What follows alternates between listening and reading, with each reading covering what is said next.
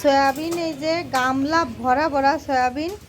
আর এদিকে তো আমার ভাইটি পটল আলু ভাজা তালেই আছে, সব এক একটা ভাজ দিছে। কারণ হলো রাত্রিবেলা তো রামায়ণ গান আছে।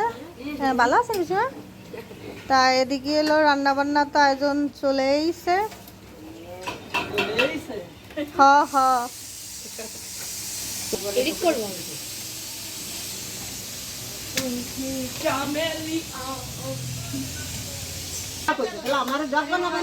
না না দোয়া কার বানায় কি হবে, তুমি এমনি সুন্দর। হ্যাঁ, ওই যে আমার হলো দিদি তরি তরকারি কুটতিছে, এই জায়গা তো সবাই কুটতিছিল, সব উঠে উঠে গেছে, লাস্ট পর্যন্ত উনি আসেন। কুমড়োর তরকারি হবে না, মানে সবকিছু দিয়ে সবজি হবে না দিদি। আর আমাকে সুন্দরী এই যে এর আমি খাইয়ে সবসময়। হ্যাঁ হ্যাঁ হ্যাঁ, ঠিক ঠিক। আমার পিসিমা কি নিয়ে আসছিস গামলাই করে, কি যত্ন। হ্যাঁ,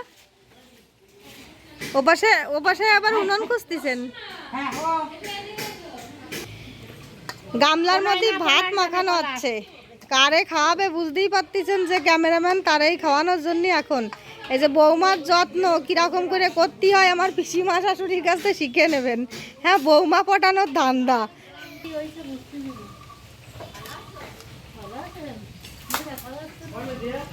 ওয়ান করে দেয়া কাকে চলতিছে নাকি শেষে বাবা তো ঠিক গেছে।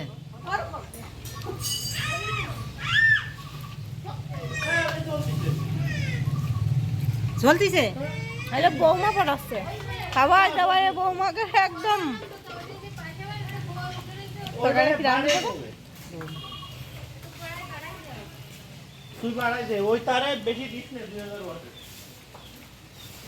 খাইনি তরকারিটা।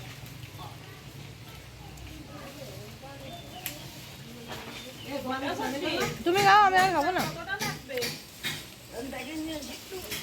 তরকারিটা সেই হয়েছে। সবাই যার যার কাজেতে ব্যস্ত।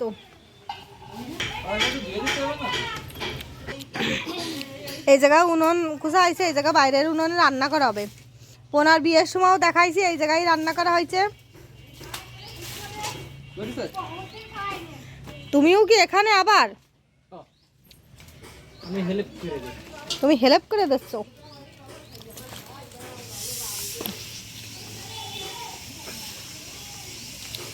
আমার ভাই হেল্প করে দিচ্ছে।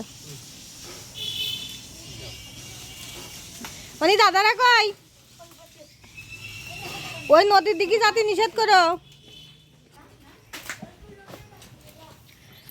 রান্নাটা না অনেক সুন্দর হয়েছে, আমাকে তিতিমণি রান্না করেছে, নতুন বউর হাতে রান্না খেলাম। এসেই সয়াবিনের তরকারি রান্না করেছে, ডাল, আর একটা যেন কি ওর সাথে তো গোয়ারে পিসিমা মাখাই নিয়ে এসে আমারে খাওয়াই দিল। সব কিছু একসাথে গামলায় নিয়ে আসে। অবশ্য আমার পিসিমা এরকমই সবসময়, মানে খুব আদর করে। আর আসতে যে কি ভালো লাগে আমার পিসিমার বাড়ি, এরকম আদর যত্ন পালি, মানে মুখি তুলে খাওয়াই দিচ্ছে। তা কি করে না এসে পারি কন আমার পিসিমার বাড়ি সব সময়, মানে এরকম করে। পিসিমা আসলেই খালি কি খাবা কও, কি করব কও, মানে পাগল বানায় ছেড়ে দেয় আমার পিসিমা।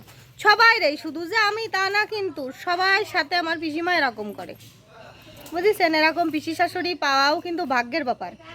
আমি সব সময় বলি যে আমার শ্বশুরবাড়ির লোকজন যে কি ভালো, আমার মাসি শাশুড়ি, পিসি শাশুড়ি, দেওর, ননদ, মানে সবাই যে কি ভালো। শুধু একজনই ভালো না, সে হলো আমি বলতেছি সে বেকায়দা খারাপ, সে আমার সাথে খুব দুর্ব্যবহার করে। এই যে সে ব্যক্তি, এই যে কুটনির ননদিনী আমার এ বেকায়দা, দেখেন মনে হচ্ছে আমার গিলে খাবে। খা, হ্যাঁ দেখছেন কি অবস্থা।